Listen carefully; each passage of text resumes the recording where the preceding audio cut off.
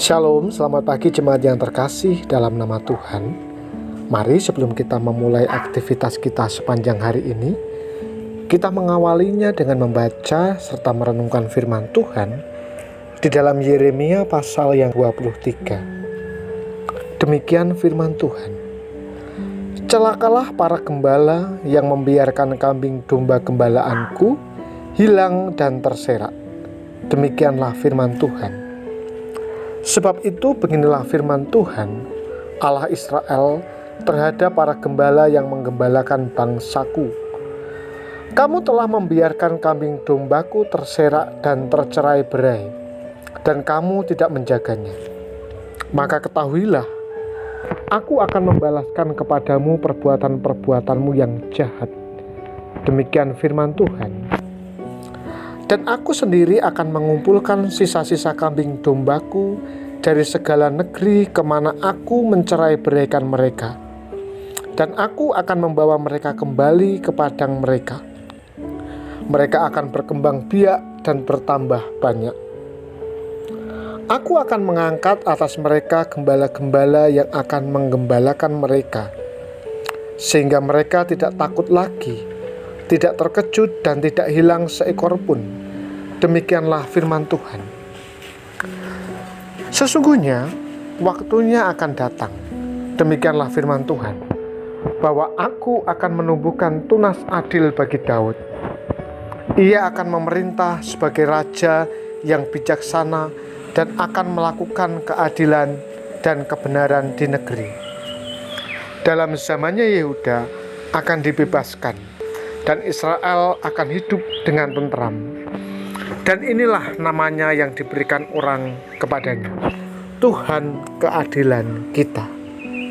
Sebab itu demikianlah firman Tuhan, sesungguhnya waktunya akan datang bahwa orang tidak lagi mengatakan, demi Tuhan yang hidup, yang menuntun orang Israel keluar dari tanah Mesir, melainkan demi Tuhan yang hidup, yang menuntun dan membawa pulang keturunan kaum Israel keluar dari tanah utara dan dari segala negeri kemana ia telah mencerai-beraikan mereka.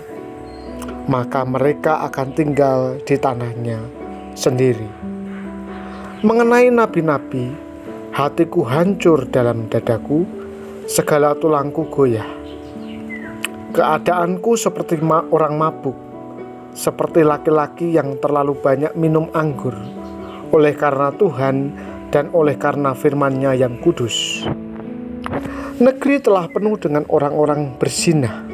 Sungguh, oleh karena kutuk ini, gersanglah negeri, dan layulah padang-padang rumput di gurun.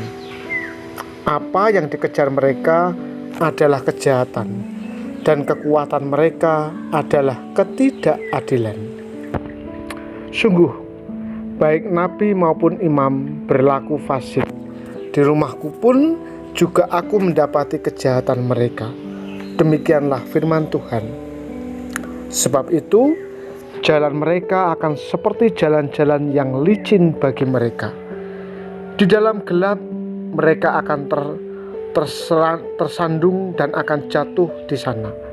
Sebab aku akan mendatangkan malapetaka atas mereka. Dalam tahun waktu mereka dihukum, demikianlah firman Tuhan.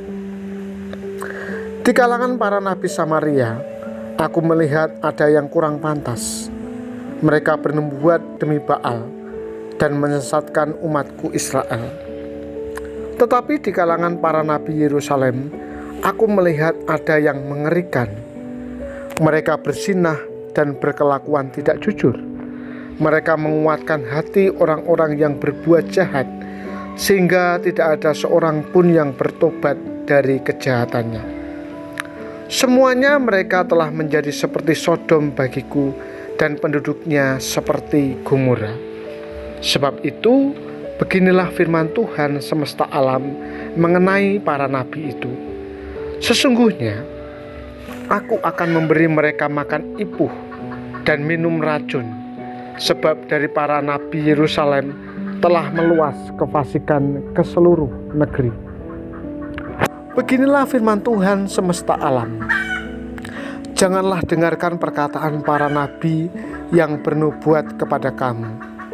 Mereka hanya memberi harapan yang sia-sia kepadamu dan hanya mengungkapkan penglihatan rekaan hatinya sendiri, bukan apa yang datang dari mulut Tuhan. Mereka selalu berkata kepada orang-orang yang menista firman Tuhan, "Kamu akan selamat." Dan kepada setiap orang yang mengikuti kedegilan hatinya, mereka berkata, "Malapetaka tidak akan menimpa kamu." Sebab siapakah yang hadir dalam dewan musyawarah Tuhan, sehingga ia memperhatikan dan mendengar firman-Nya?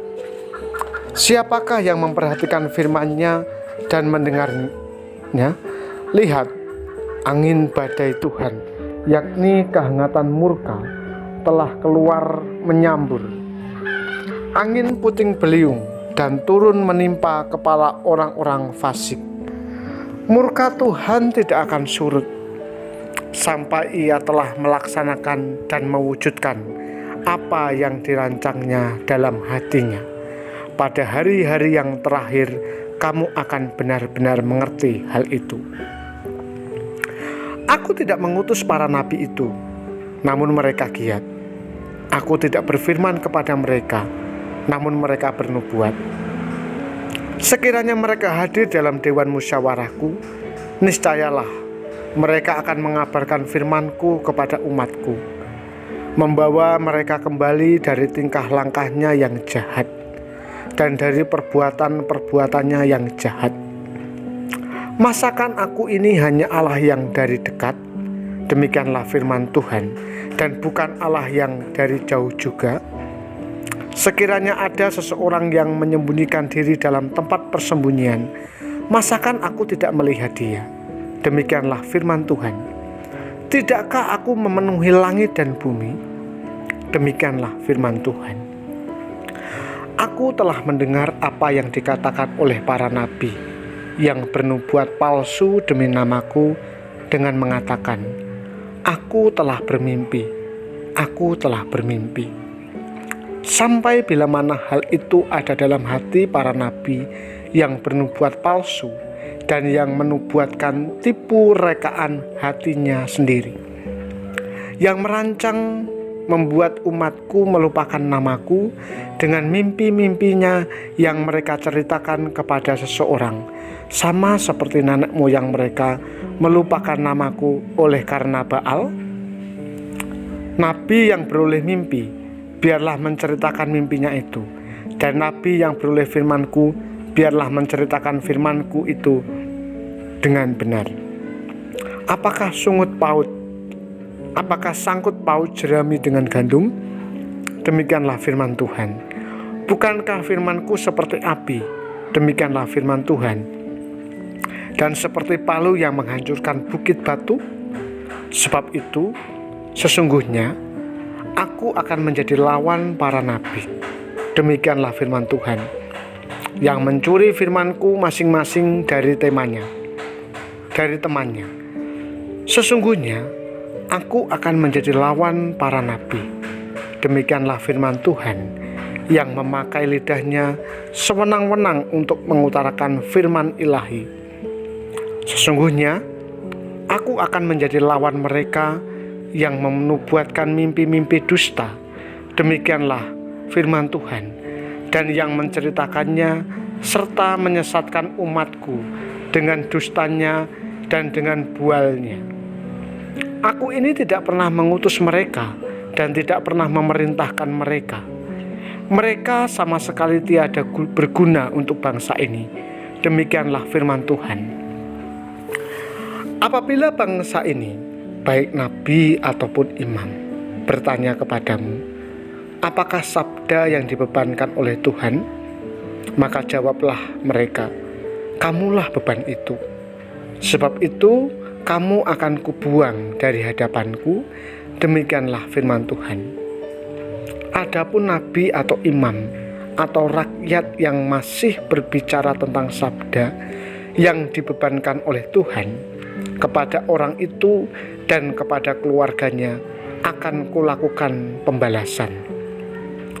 Beginilah harus kamu katakan, masing-masing kepada temannya dan masing-masing kepada saudaranya.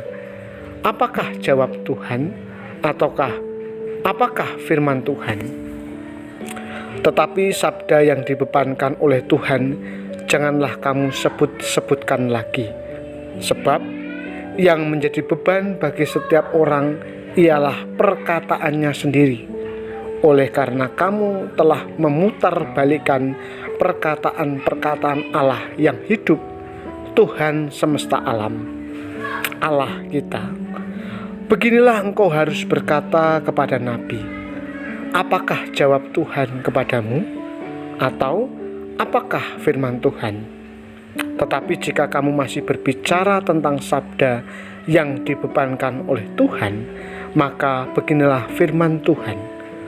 Oleh karena kamu masih memakai ungkapan sabda yang dibebankan oleh Tuhan itu, sekalipun aku mengutus orang kepadamu mengatakan, janganlah kamu berbicara tentang sabda yang dibebankan oleh Tuhan, maka sesungguhnya aku akan menangkap kamu dan membuang kamu dari hadapanku, kamu serta kota yang telah kuberikan kepadamu dan kepada nenek moyangmu itu.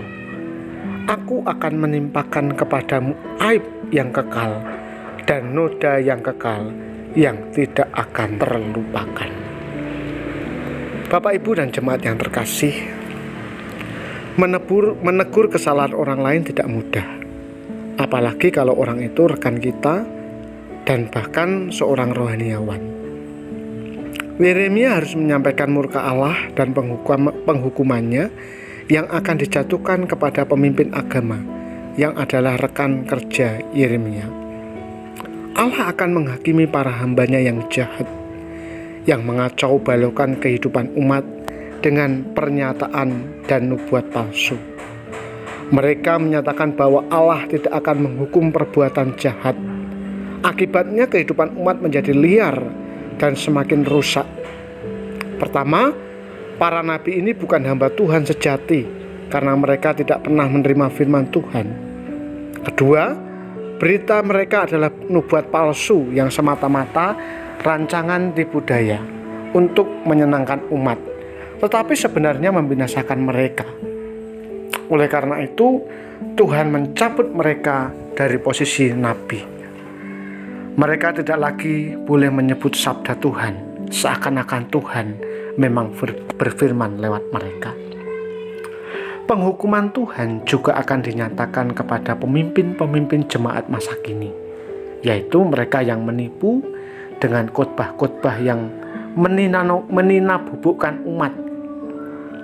Khotbah-khotbah yang isinya hanya janji berkat, sementara dosa tidak ditegur dan kebenaran serta keadilan tidak disinggung-singgung, adalah khotbah yang palsu.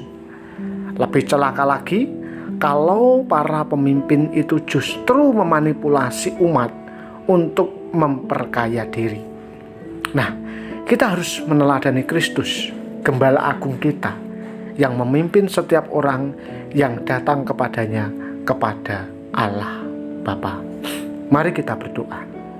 Bapa, kami bersyukur untuk firman-Mu yang terus mengingatkan kami agar kami hidup dalam kasih dan pemeliharaan-Mu. Untuk itu kami bersyukur, biarlah kami hidup menjalani hari ini dengan terus bersandar kepada Tuhan. Bapa, pagi ini sebelum kami memulai aktivitas kami serahkan tubuh, jiwa, dan roh kami ke dalam pimpinan-Mu. Biarlah kami mendapatkan berkat pemeliharaan-Mu. Berkati umat Tuhan yang saat ini sedang sakit, kiranya Tuhan melawat mereka. Terima kasih Tuhan, kami sambut hari ini dengan penuh ucapan syukur, hanya dalam nama Tuhan kami, Yesus Kristus. Amin. Tuhan Yesus memberkati.